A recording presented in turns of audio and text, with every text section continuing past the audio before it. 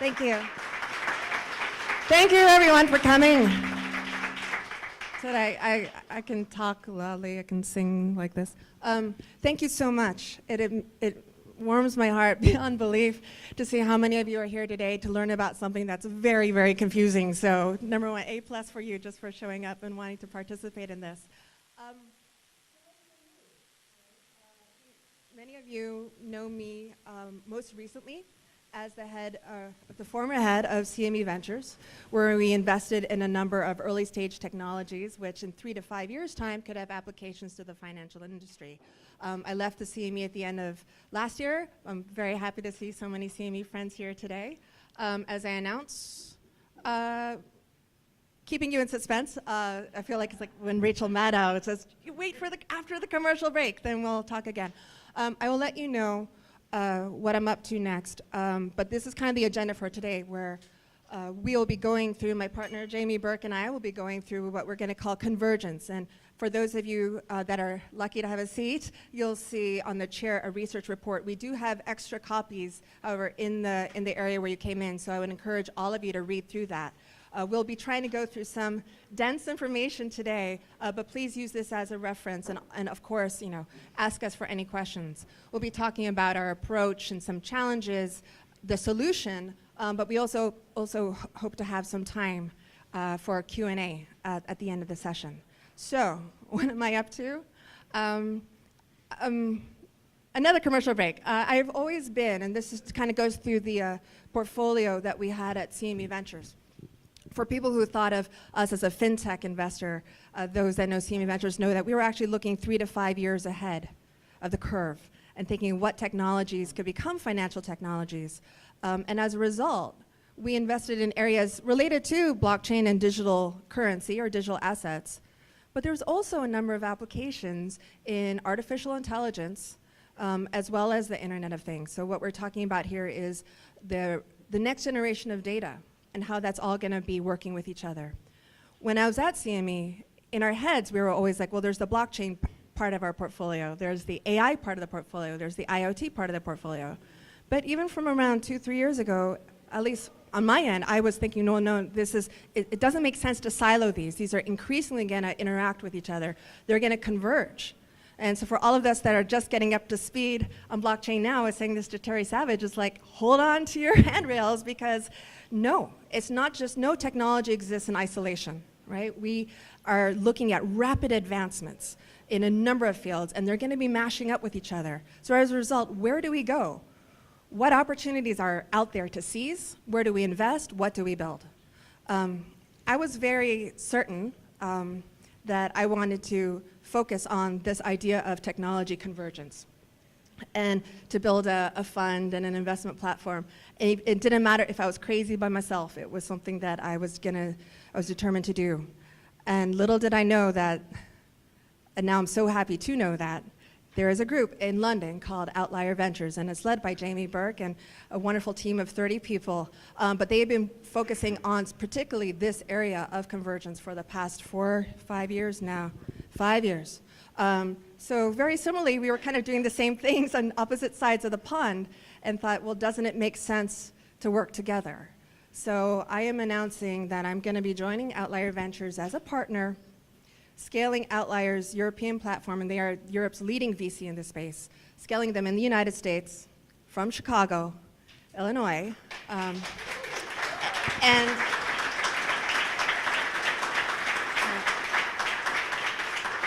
and continue to build out the amazing crypto, AI, IoT community that we have here in this wonderful city. So with that, I'm going to turn it over to Jamie, and Jamie's going to walk through Outlier Ventures, and we'll take it from there. I think we've got 2 mics, so we do.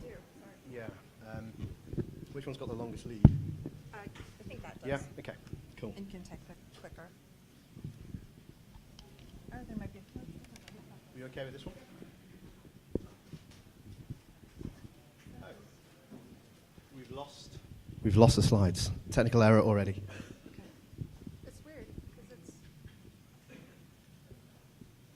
I can start doing a quick intro while we sort this out.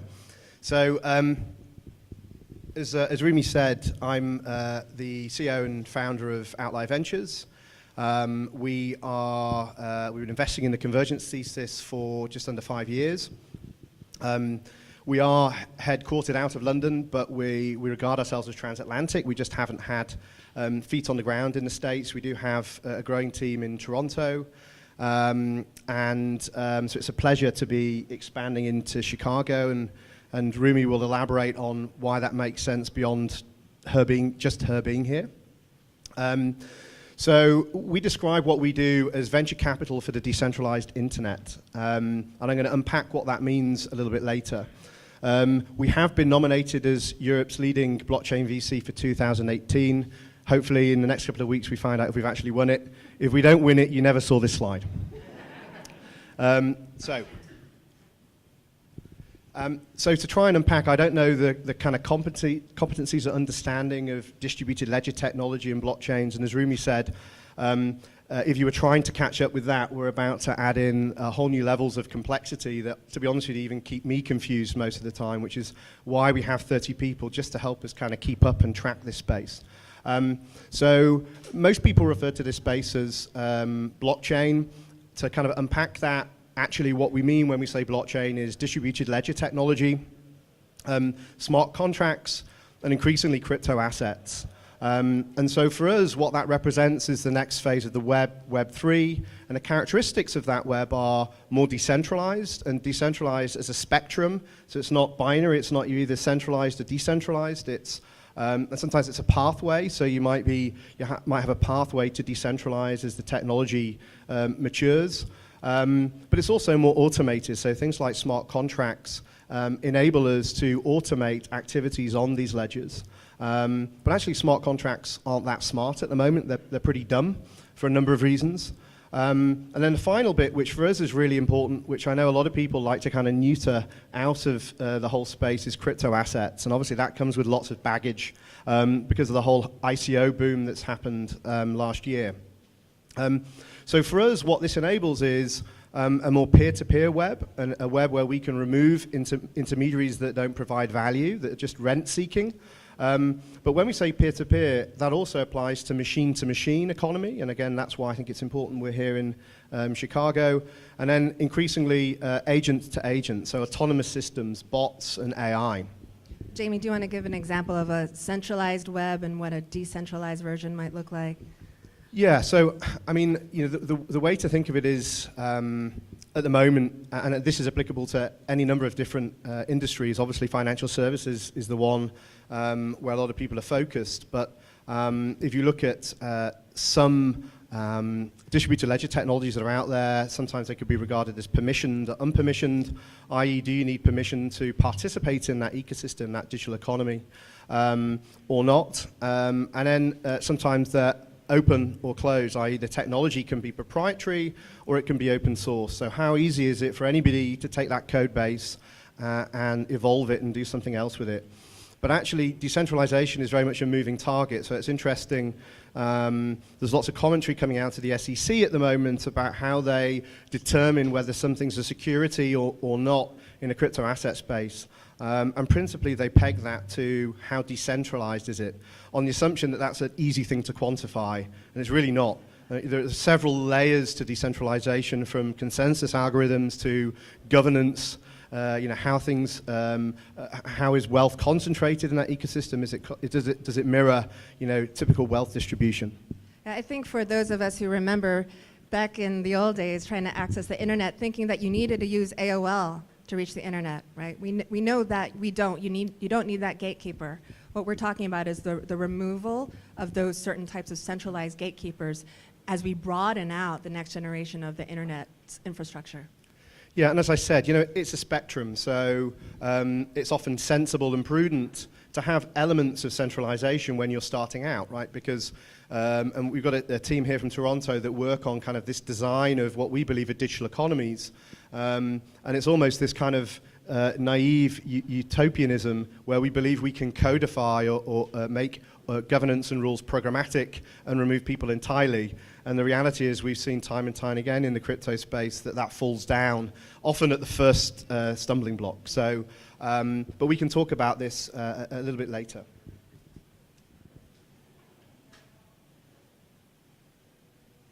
So I want to pause on tokens. So you might have heard things regarded as tokens or crypto assets, and it causes lots of confusion, and rightfully so, and a lot of concern, and again, rightfully so. You know, we saw last year, we've been investing in the space for a very long time, but last year was this kind of bonanza of tokenization of everything, principally to crowdfund, the ability to effectively issue your own currency, your own unit of value, and use that to fundraise as a kind of crowdfunding 2.0. So this kind of led to a boom, and rightfully a lot of cynicism about what this represents, because of course, if anybody anywhere can issue a token, then most of them are going to be, I'll watch my language because there's children in the audience, but you know, rubbish. So, because it's a monkey with a typewriter, right? You know, but ultimately, someone's going to write Shakespeare at some point. And so at the same time, we're seeing huge amounts of innovation. So I just wanted to pause to understand why we value crypto assets, and why we believe that they're integral to these open source systems. So importantly, when you're trying to get your head around what is a crypto asset, what is a token, ultimately it's a digitally scarce asset. Which sounds really simple, but in the context of the web, one of the big problems with the web to date is there's no such thing as digital scarcity, which ruined the music industry, it ruined the film industry, and basically any kind of asset that you put anywhere near the web, it could be copied innumerable times and shared innumerable times. And so it kind of broke the web. It broke lots of things. It broke copywriting and IP. So what we now have with the advent of Bitcoin was the first iteration, the first innovation of a digitally scarce asset. You can't copy it, and that's secured by clever math. But this innovation, the industry, the crypto industry discovered beginning part of last year, can not only be a way to raise capital, but increasingly an incentive mechanism in designing an open source system. So, you know, most of you will be aware with open source, whether it's Linux or Mozilla or any other number of technologies. And principally, these technologies are open source, they're gifted to the community, and the only reward really is ego. But actually, what's possible here is tokenization allows and offers open source a business model. So all of a sudden, we can create a unit of value in the system, and we can program it with rules. And these rules can govern this digital economy. And this is groundbreaking, and it's leading to a huge wave of experimentation. And I would argue it's probably one of the greatest experiments in socioeconomics we've ever witnessed. And if you have economists that kind of get their head around this, it's kind of mind-blowing that you could program hard code a digital economy, watch how it behaves, and if it doesn't work, fork it or create derivatives. And so we're going to watch this explosion, this Cambrian explosion of innovation. So it's not just about technology, it's an economic innovation as well. So this allows for this coordination of decentralized networks. So you remember earlier I mentioned decentralization. But decentralization is just a utopic aspiration if you don't have a means to incentivize people to participate in that network. And so that can be, you know, how do we create a decentralized AI that could compete with Google? They have so much financial firepower, they have so many AI machine learning experts, they have so much data, it's almost impossible to catch up to these guys. But here, the opportunity is with this unit of value, because sometimes greed is good, right? You have this unit of value that can incentivize early adopters to join a network, to contribute code, computing power, storage, algorithms, to compete with these centralized propositions. And the interesting thing about that is it allows for what I call user-owner harmonization. So the way to think of it is if I can invest as a user, which is quite common to crowdfunding, if I can invest in a realization of a future product or a future service that I want to see exist, and I take a stake in that system, and as it progresses and evolves, I can be remunerated. That creates even more powerful network effects, but equally aligns the people that want to use the system with the people that own it. And if you look at what's really broken with Web 2 right now is there's this misalignment with the people that use things like Facebook and Facebook, the company, and what its shareholders want. So I believe this is going to be foundational to why hopefully Web 3 could be, I'm not going to say will be, but could be more equitable and more representative. The final point is around the fat protocol theory. A guy called Joe Monegro very early on realized that there might be something different about Web 3 to Web 2. And that was principally that if we are tokenizing technology and we're open sourcing it, then where's the value captured in that network? And so previously, if you look at the Web 2 cycle, a lot of the value was captured at the application layer by Google, by Facebook. And all the protocol layer was free, so HTTP, SMTP were free standards. This theory says actually in a tokenized web, the value will stay within the protocol layer. So it will be fat with value and the application layer will be thin. Is everybody still following me? Have I lost you yet? Okay, good. So the final bit is, I think, really important, and I don't know how many people in the room are investors. You could put your hands up. Okay, so that's a good portion. So probably like you, we've been investing in startup equities for a long time, and actually as a way of financing innovation, it's pretty ineffective, right? 90% of startups fail in their first 3 years. That's 90% of value is lost forever. That's quite a scary concept if you think of the billions that go into early stage VC. So what I propose, and it's a proposal, it's not a fact, but it's a proposal, I think because these things are open source and they're tokenized, there's something called forking. So forking is effectively when, let's say, we're unhappy, we collectively, this side of the room, are unhappy with how this side of the room want to run a protocol. Well, we have the ability to take that code base and create our own version. And that could be a mirror economy. And we can tweak it so we can change governance rules. We can kick out the guys that we didn't like, or one of them gets hit by a bus and he can't execute. And so you can remove the risk of any one team executing on that technology. And increasingly, it starts to look quite biological in life form, because these things, you have a parent chain, you can have children. And these children can be slight variations to fit that ecosystem. And so I believe that this will be a much less fragile way of financing innovation, hopefully much less wasteful, because the previous one is kind of very zero-sum. You either are the 1% that win or the 99% that lose. I'm sure you would agree. Don't think, however, these technologies are being developed today, but obviously adoption will take some time yet. So for those in the equity markets, it's okay to stay there if you like. For those investing in startups, go ahead. Also, just to put just one example for those who are less familiar with tokens and how this might work, Jamie brought up Facebook. So for example, right now, when you're on Facebook and you post your picture of yourself or of your food, there are lots of food pictures, right? Facebook owns your food picture. You're getting nothing for your own intellectual property. What we're suggesting, a possibility, is through these more decentralized networks, you, through a token, get compensated. This is just one example for that picture that you would put on a Facebook, right? Very similarly with Google, think of how much time you spend searching for things on Google, but if time is money, you should be paid for searching on Google, right? These decentralized networks and their tokens can make that possible.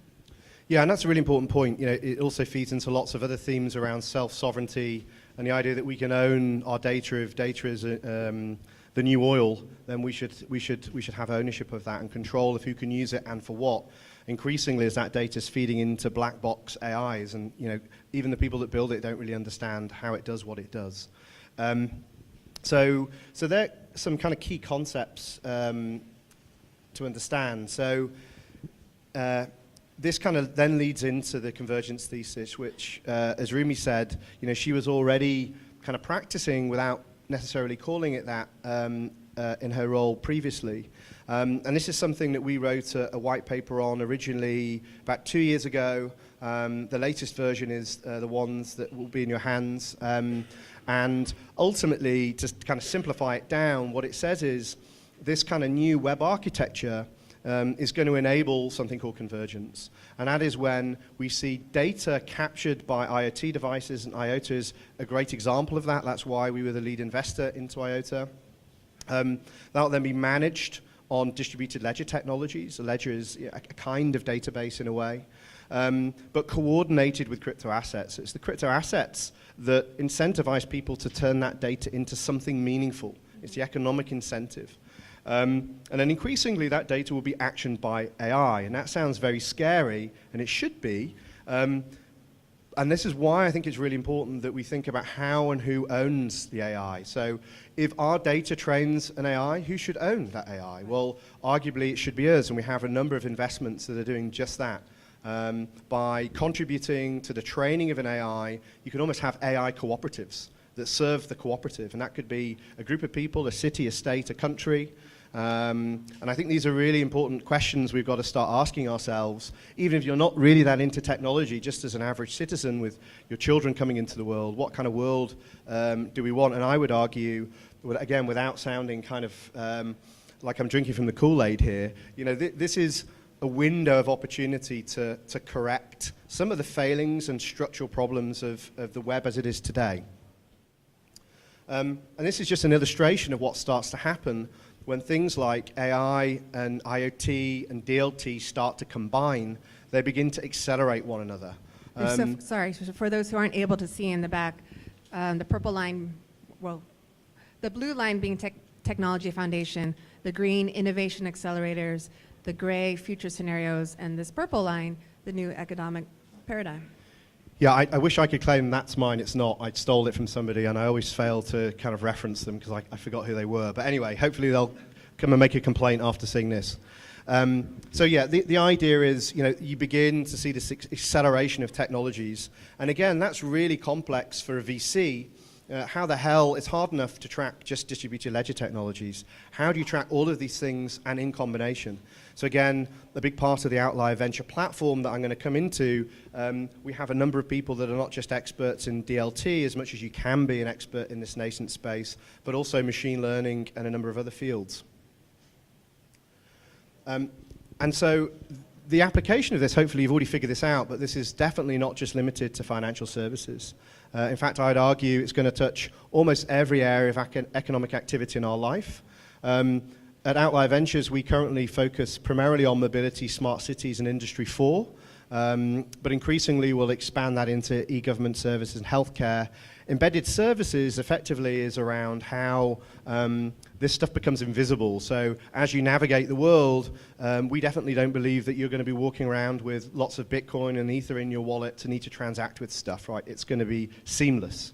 And so these services are going to have to be embedded, and that includes identity, reputation, and all these other things that go with it. So more about Outlier. So the Outlier Ventures approach has kind of been cultivated over that 5-year period. So we're an early stage lead investor. Typically, we will be the first investor into a project. Sometimes that's what we call a native project, so native to crypto, where they never thought of ever having a company. The technology was always going to be open source, and they never thought anything other than having a token. And then increasingly, there's companies coming on board now that are already worth several million, maybe done a Series A, already have product market fit, already have enterprise clients, but want to open source their technology and tokenize it to gain that network effect. And increasingly, they're open sourcing more and more of their technology. In this context, up until beginning part of last year, most people were coming to us with proprietary technology. After probably midway through last year, 90% of startups that now come to us, their technology is open source day one. I mean, that is a huge paradigm shift. And also very challenging then for an investor to think about how you invest in this. How do you take a stake in that, and what does it mean? So in that context, we no longer feel that we're investing in startups. We might initially make an equity investment, but that's usually always with a view to create a digital economy. And them open sourcing and tokenizing value in that business. And so interestingly, there is no exit. Right? So they're not looking to be bought. Some could argue they get their exit when they list a token, and there are definitely imperfections in how that process runs right now, but increasingly we're introducing the disciplines of vesting on founding teams and all the boring stuff that means people are incentivized to actually build something rather than create a fund. You wouldn't believe how many protocols raise millions and then just create a fund, because that's easier than building stuff, right? Right. I think the important line to underscore for Outlier Ventures is its advisory function. what they do, and Jamie will go in a little bit more into their structure, but it's not, we've seen so many ICOs, they raise millions of dollars and then they disappear, right? I think Outlier, with its pragmatic and sober leadership and thoughtfulness, is encouraging its protocols not to think of that at all, but to actually build companies, this new vision of a company based on tried and true principles of good stewardship. Yeah, and that's really important to us. So whilst most VCs love crypto because you have a liquid asset, so in theory you can go and sell it in the market whenever you want. You don't have that lock-in of an exit investing. We choose not to, and increasingly the holdings that we unlock both by way of investment and advisory actually vest alongside the founding team. So everybody knows we're in it for the long run. And so that means when we look at a project, we say we're investing in a digital economy, we're not investing in a startup, and we're doing that on a 10-year cycle. So our objective is how can we help this protocol scale, get enterprise adoption, but more importantly, do the diligent work up front to make sure that it's sustainable. So again, some of the guys who are here, we have a function in Toronto that I'm going to talk a little bit about later, which does token design, and they bring about game theory and behavioral economics to think through how do we actually design this economy, how do we look at inflation schedules, do we do that programmatically, how do we look at velocity of money to incentivize people to participate in these economies. And as we said, we're pragmatic and sober, and that doesn't mean we don't like to drink. You'll be happy to know. Otherwise, I doubt you would have joined us. But what that means is we try not to drink from the Kool-Aid too much, right? So it's very easy to get excited by this stuff. And we're going to unpack a little bit of some of the problems with the market today. It's still a very young market, and the technology is still very nascent. And so whilst there's lots of promise, often, as is usual, the capital and the investing is running ahead of the technology. And the pragmatic is kind of the opposite of what we've seen a lot of the early investment into the crypto space is very dogmatic. I mean, these are practically religions, and everybody's talking up their own book because they have a direct stake in its success, very tribal. And so how do you kind of elevate yourself above that and see actually that there's much more opportunity for collaboration and synergies, especially within a portfolio? So this is something I think we can both probably speak to, are the market challenges. And some of them are structural. You know, these are very inefficient capital markets, great opportunity for hedge funds, which is why we're seeing such volatility at the moment. But the basic financial infrastructure just isn't there for the average person to participate. To be honest with you, that's not a bad thing right now as far as I'm concerned. But they're just very inefficient ways of allocating capital. Principally, nobody's really looking to try and understand the fundamentals, the market fundamentals of how do I even value this thing? And they're comparing Ether, the Ethereum token, to Bitcoin, and they're totally different things trying to solve very different problems. That it's apples and oranges. I think the other issue here, as we all know, are people, the barrier to entry here is actually low to none. It's open, right? So anyone who feels, oh, I can go launch my own token now, doesn't mean that they should at all. Or people with no appreciation for the past, right, or history think that they're reinventing something that's brand new without looking at past examples and whether something has worked or not. So there's a human frailty and an ego component here, which is also a market challenge. But again, you know, I think with good advisors and supporters, we can encourage people to get smarter about what they choose to do based on both historical analysis as well as future need. Yeah, and I always try to show the kind of opportunity and the reality of where we are. So the opportunity really is, we believe, and by the way, there can be many different kinds of crypto assets. Some can be quite simple and associated can be securities in effect and tied to just physical world assets. So not that complex instruments. And others can be the opportunity to invest in effectively the next protocols that are going to be foundational to this phase of the web. Identity is one of them, for example. Currently there isn't a way to have decentralized identity, and until you have that, you can't have a decentralized web. It just doesn't work. So a lot of people are rushing to execute at the application layer, without being patient enough to wait for the infrastructure, the technical infrastructure to be there. And that's okay. So we're starting to see people innovate at the market layer, and you have kind of the protocol layer, the technology layer at the bottom, and hopefully at some point they converge. But we're still quite some way off that happening, and that's why it's really important that we have an ecosystem of people, including enterprise, that are looking at building out this technology and making sure it's integrated into the existing financial system, supply chains, or existing standards.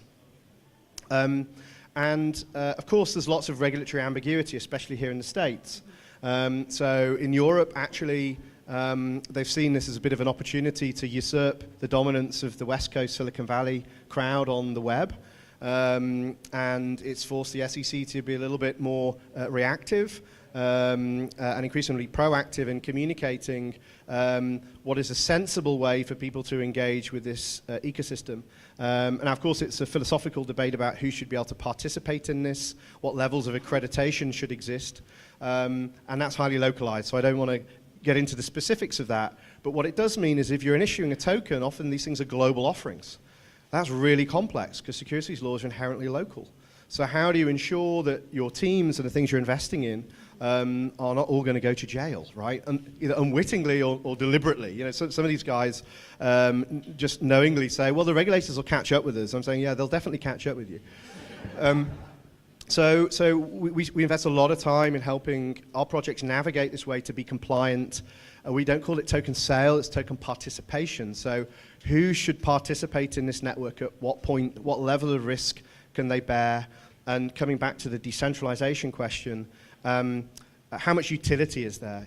Really today, if you buy a token, can you go and use it for a product or a service equivalent to something else that's out there? Is the price of that use correlated to the equivalent product or service? So how do we do that? Well, we've developed this venture platform. So we're more than just an investor. This is why we're 30 people and growing. That's why we're across 3 offices, soon to be 4 here in Chicago. We look to provide value across the full life cycle. And so that's everything from research and development, increasingly with academia and enterprise, that partnership ecosystem, development engagement. Bosch are very good friends of Outlier, as are Siemens, Samsung, and a number of others we'll talk about later. And then you have kind of these service areas that we provide to our projects, not on a one-off basis, but an ongoing basis. So for that full life cycle, their needs change and evolve. And so we look to kind of service across all these areas, including regulatory compliance. We have securities lawyers in-house. We have token design. We're going to talk about that a little bit later. And importantly, how do they communicate? These are now public organizations. There's a reason why a lot of projects, companies never go public, because it's a pain, right? These token projects unwittingly become a public company day one, often without any of the infrastructure to communicate to the market effectively. You're looking like you want to say something. No, I think what makes Outlier Ventures platform particularly unique is, for example, you might find a 6-person VC investing in 30 companies. Right? Outlier's 30 people investing in 6 companies. They care. They do their work across this whole entire platform. Everything from design to sale, regulation, so on and so forth. You see that. But it's increasingly this thoughtfulness in conjunction with partners and research that makes this not a VC firm necessarily, right? But a true platform, friend, whatever the best word is in terms of the level of service that we're providing to these open source protocols.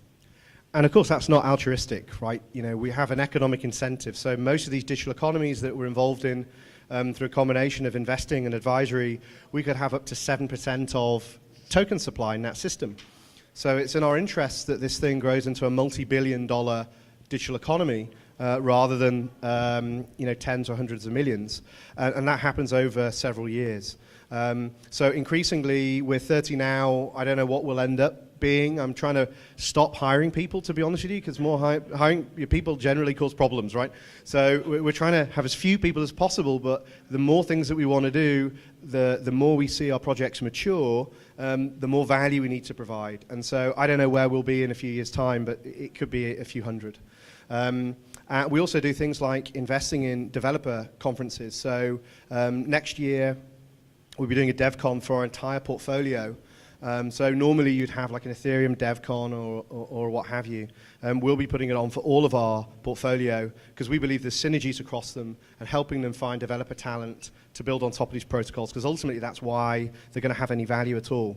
So yeah, it's very much a venture platform. We invest very heavily in building out value rather than just transactional. And one of the most important ones, certainly now, is this crypto lab that I was alluding to, currently based out of Toronto. And these two guys here, if you dare to talk to them, will confuse you to no end. I just spent 2 days with them, and I barely understood what they were talking about. But we've got lots of different levels of expertise and skills that are required to build a digital economy, as you can imagine, ranging from behavioral economics, but also thinking through the game theory about how these things will function, as well as the systems engineering. How do you optimize the algorithms? And you have really quite complex, fast-moving stuff that can make a big difference to the token price over time. And we have a very defined thesis, and by no means do we think we've got it totally nailed. But this is a product of speaking. I think we've spoken to just shy of 2,000 blockchain startups over the last 5 years in pretty much every country, from Kenya to Japan to Canada to the US, across almost every use case you can think of. And out of that, we've developed a very clear vision of what we believe this emergent Web3 stack is. There'll be this image in the handbook that you'll have, so I'm not expecting you to be able to read that. But it effectively illustrates what I talked about earlier. At the bottom, you have IoT and data, moving up to data marketplaces, automation, and then autonomous systems with AI. And we're investing strategically at each layer. So here are 6 of our portfolio. The majority of those we invested in anything between a year to 2 years ago, and it will be on average about 18 months to 2 years before any of them have a token for sale. So that's a total opposite of what you see in the market, where everyone's just rushing to raise a couple of $100 million. We really want to make sure that these things are well designed, and ideally they don't fork. Ideally they're almost anti-fragile in their design. And each one of these is a really good demonstration of convergence thinking. So you may or may not already know IOTA, which is effectively a DLT. It's called a DAG, actually, to enable a protocol for machine-to-machine transactions, value transfer from IoT devices. And Botanic, actually their foundation is called Seed. They've created a marketplace for bots. So how can we trust bots? If we train a bot by contributing data, can we take an ownership stake in them? So they're building out an infrastructure that allows for rights management within the bot space. And effectively, more people will open source their technology rather than hoard it, because they can get rights for enumeration for their initial seeding of value. Ocean, which is a data marketplace, unlock data silos for algorithms. So lots of people have pools, lakes of big data that they don't know what to do with, that they can't extract any value from. And you have people that want to train AI and algorithms that are desperate for data, usually startups.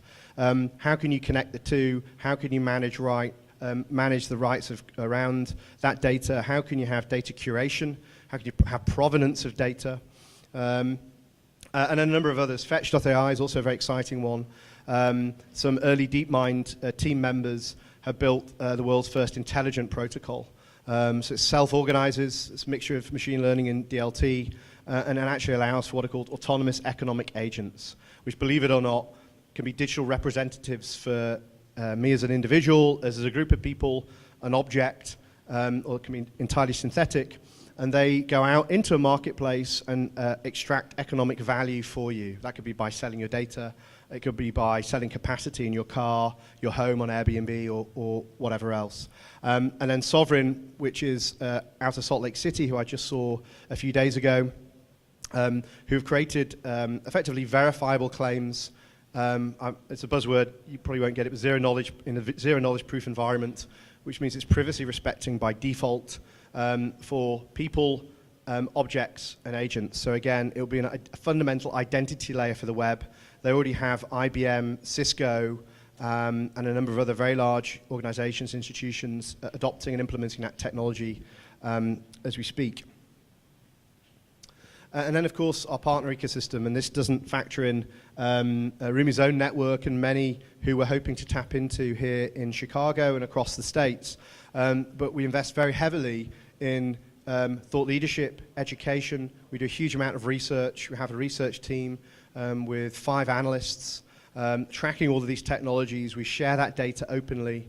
And that allows us to both inform EU policy making, for example. We're a member of the Blockchain Observatory Forum, a number of academic institutions, some of which you'll recognize, and a number of industrialists and enterprise. And as you can see, there's a very heavy contingent of Germans there. Don't ask me why. They just seem most susceptible and open to the convergence thinking.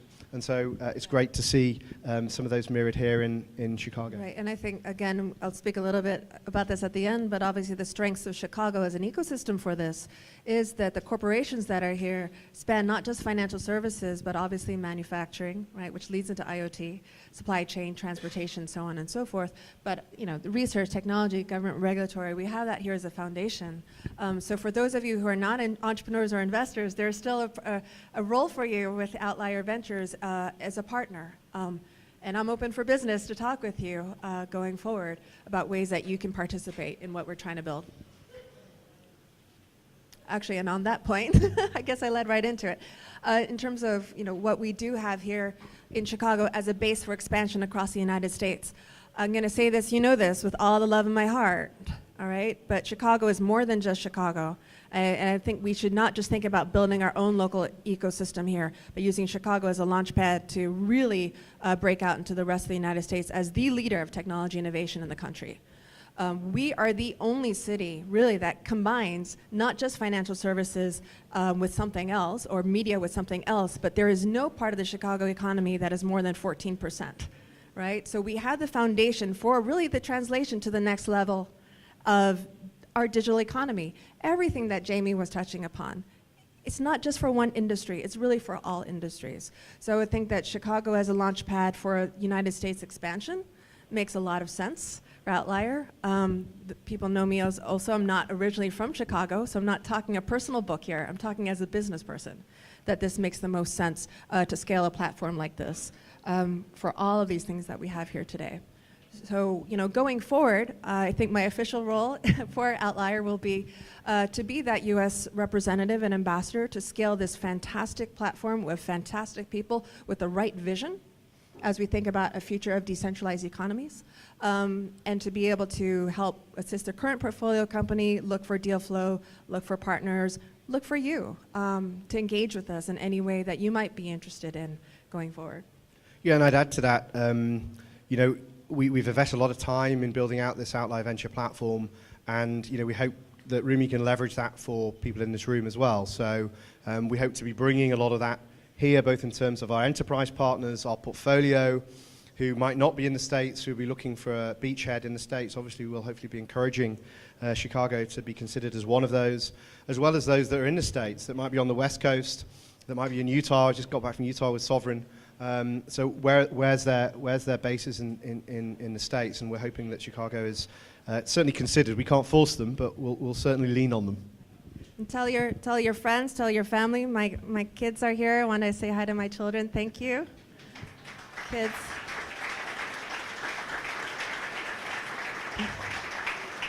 Our nanny Leonore couldn't do this without her, and my husband Steven. So thank you. I'm not sure where we are on time right now. Someone time check? It's what? 1:05. All right, Q&A, because I know that you got all of that. Brian. I'd have to think have we got a roaming mic? I don't Probably think not. so, but we can repeat. We can repeat the question into the. Good idea. You just shout it and we'll repeat it.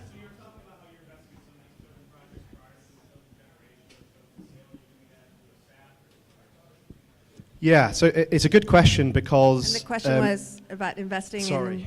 in token sales prior to token generation. Are you doing it through a SAFT, which is the type of token equity structure to invest in an ICO or a token distribution event? Yeah. Does that make sense? Yeah, so obviously the assumption was when the token boom happened last year that all VCs would be out of business, nobody would be interested in equity anymore, and of course that's not true. And what we're starting to see now is, as projects are more cautious about when they raise capital, and again, this often comes back to demonstrable utility. So when the network's built out, ideally you already have people using the network in a test net, ideally their enterprise. That means much more capital is being raised privately rather than from the public. And that, to be honest with you, is only sensible.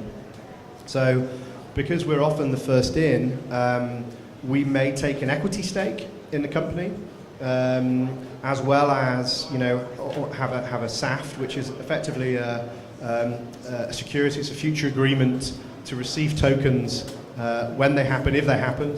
Not many rights associated to a SAFT. Sometimes it's a mixture of the two. Our preference is a bit of both, almost as a hedge. But sometimes there's just no equity on offer. So a lot of the native projects with the younger teams, I mean, there literally is no company. It's a non-profit foundation from day one. So it does it does make things quite complicated. And of course, the regulatory uncertainty around, can something be a security and then convert into a utility token, make that even more complicated. But so our preference, ultimately, we see the value as in the token, but getting there might mean we take a stake in the equity as well. This may be the other part of this original question. Is until these tokens or the equity pay out in the end in the long term, how do you finance your operations, consulting, opening offices? Are there investors in your company, or how does that work? Sure. So we're quite unique in that Outlier is an LLP partnership. So we're not a GPLP fund. We don't manage other people's money. So currently we are, I think with Rumi, it's 20 partners. So, and it's our kind of collective capital that we deploy. And because we've been in the ecosystem for quite a while, we've been very lucky. That's performed very well for us. And so we're financially self-sufficient. To explain the economic model though, ultimately let's say we can have up to 7% of token supply as a consequence of underwriting it and providing advisory work. And obviously that's only meaningful at a future date where there's a liquidity event. And often, as I said, our holdings are vest alongside the founding teams. So in principle, our model is we look for 2 to 3x return on our initial capital, and then the rest we leave for a long-term play. So what that means is we can self-finance with every deal, and believe it or not, I know 2 to 3 sounds like quite a lot in traditional terms. In our terms, most of our projects, I mean, when IOTA listed on exchange, it went to 5 billion in its first year. So there's the opportunity, if you put in $1 million or 2 million, you can very easily recoup that times 2, times 3, and still have the large majority in market. So that's principally our model. And that's why we care so much about the economy succeeding, right? It is our own capital at risk. It reminds me of the old days of Goldman Sachs or Morgan Stanley when they were partnerships, right? And even the way you saw the platform structured, it's not just a one-note shop. You think about the services that an investment bank provides in terms of research and economics and thinking about IPO price, what's the right liquidity, and so on and so forth. These are issues that Outlier Ventures covers today through its own platform, just in a digital way. And we're not constrained by management fees. So most people that would regard themselves as a competitor to us can only ever hire 6 people, right? We can hire 100. So that's a big advantage. We are approached by people all the time to invest into Outlier. Generally, we don't take outside money, but we are exploring options about how we can kind of co-invest with people. So feel free to talk to us. Just to your point, we have the opportunity to start pilot testing some of our technology using software by radio. Sorry, can you speak a little bit louder? Could you shout a bit louder for us? Sorry. Yeah.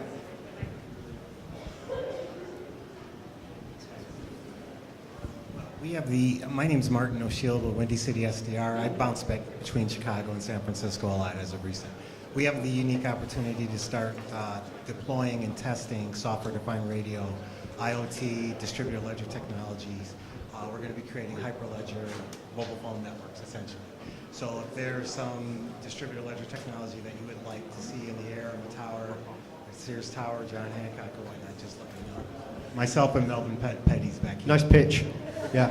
Actually, telcos are very interesting. So we have a number of telco partners that are actively looking around network access, around IoT devices. So yeah, let's definitely talk about that.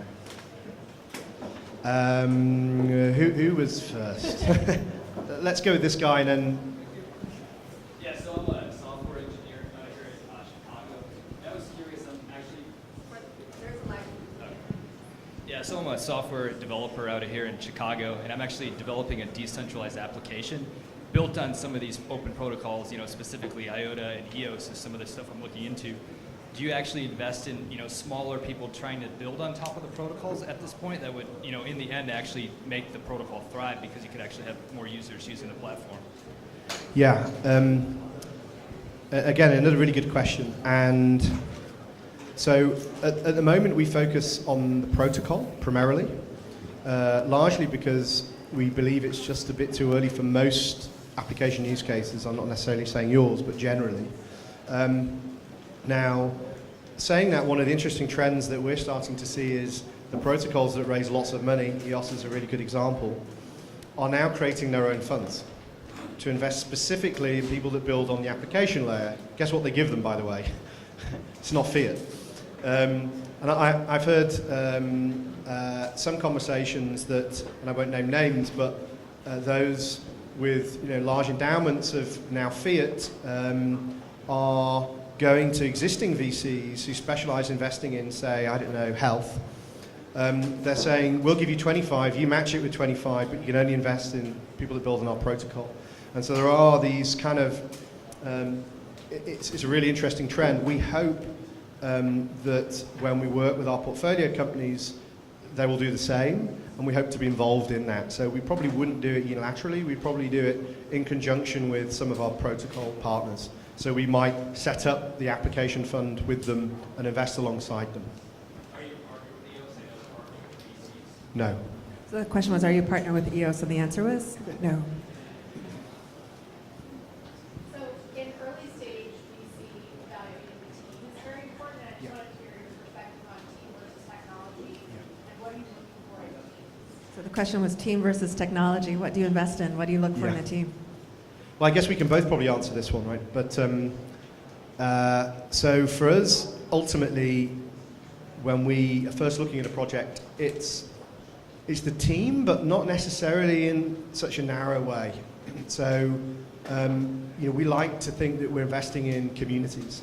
So on the one hand, yes, you need this team to have the kind of competency and ideally a genuine technical innovation there. So almost all of our investments are people that are generally doing something that we would regard as a generational leap. So IOTA is a really good example with the DAG, looking to correct some of the failings or limitations of blockchains.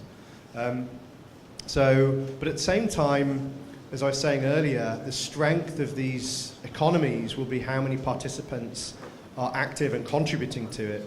And I believe that if the community is strong, the force is strong within the community, then it's almost an insurance policy against the team. So we support the team, we want them to succeed, but it's comforting to know that there's a great community around them.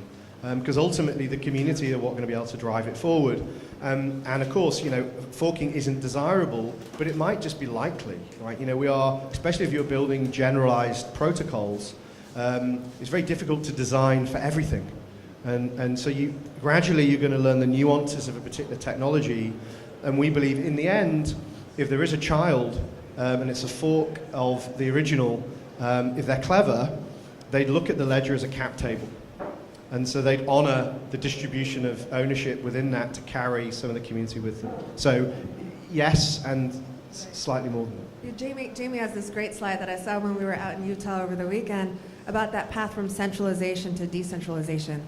Remembering that what Outlier really focuses on is open source protocols, so a team becomes a community rather quickly. But what is that process? And for those who follow the SEC announcement or unofficial kind of announcement the other day saying, well, Bitcoin and Ethereum are sufficiently decentralized now, but the first Ether sale would have been considered a security. Like there's a pathway, and there are different definitions that the SEC provided as to why, but they say, well, now it's sufficiently decentralized. That's an interesting thing to try to help to manage along the way. So it's a team issue, it's a community issue, and certainly it's an evolving technology issue as well. As you know, the other thing about open source, obviously, is it's not static. It's not like one solution and then there's going to be a new release necessarily or anything. Continuous iteration. It's a very fluid model. And I'd expand on that one level further and say, you know, what we're seeing with how these open protocols are being built, they can have any number of different contributors. Actually, that's one of the determinations about how decentralized it is. But in principle, they can have any number of different contributors. And so often then, they don't really have employees. Sometimes they don't even have any contracts. Literally, they do bounties, and they say, if you complete this task, well, we'll pay you. So actually, you could argue that what we're seeing in the crypto space will be kind of the proto-corporation. And actually, they're starting to have more characteristics of like I don't know what you call them, like a cooperative, right? Where groups of people are pooling know-how, bit of capital, contributing together, only it's more fluid. So if you get bored with this one, you can leave. So that also means that they're quite, on the one hand, they aggregate a lot of talent. So EOS is, you know, there's a lot of capital there, so there'll be a lot of attention there. Presumably there'll be a lot of developer interest there. But on the other hand, they're very fractious, because half the team could just leave tomorrow because they get bored with it or they find something more interesting. So, you know, team becomes a very difficult thing to quantify. But certainly you need, who are the handful of people that are going to make the kind of seed technology? They're going to, you know, create the germ that's going to grow in the petri dish.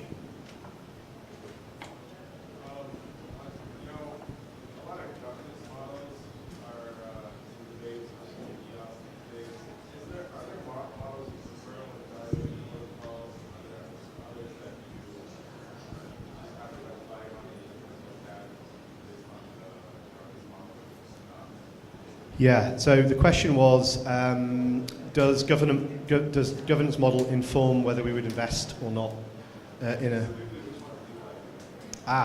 Which governance without models naming you like? names, right? This is the thing. So, okay, I'm going to speak generally, so I don't get myself into trouble. And then maybe, so generally about the market, and then specifically about how we approach governance with our portfolio. And that was a big topic of conversation just in the last 2 days. So, generally, as I said earlier, we see decentralization as a pathway, and that could be over several years. And so actually we quite like governance in the beginning wet, i.e. with people, meat, doing it. And you then kind of codify that as you evolve, because there's so many things to get right in the early stages. And there's so many things you're going to get wrong. You know, 90% of what you do, you're going to get wrong. So, you know, if you can restrict yourself by being too limited to any one way of kind of this automated algorithmic governance. At the same time, obviously, it depends upon the degree of decentralization that's critical to that network. So with Bitcoin, you know, there's, and you could debate how centralized or decentralized Bitcoin is in terms of its technical roadmap or various other things. But the principle is that, you know, security is very high and privacy is relatively high, and therefore it needs that level of kind of algorithmic governance. So it really depends upon the project. But we're certainly, so I'm really excited about innovations in ledger governance. So I'm really excited by all these projects specifically that are coming online to solve the problem of governance. How do you govern decentralized networks? And that's a really complex one to answer. So I like approaches taken by certain projects. What's interesting is that often they're very centralized themselves when they're creating a decentralized governance network. So, but therein lies the paradox, right? So, so we definitely have a personal preference. But then that informs a number of other things, and it's usually a trade-off. So it's very nuanced to the individual case. I think we have time for one last question. I'm curious if the development of a global sound money fits into your investment thesis at all, and how you think about that. Specifically, that's kind of how I think about that protocol thesis, that mostly applies in my mind to the development of sound money. So I'm just curious how that fits in. Yeah, well, we might give different answers to that one. We haven't rehearsed it.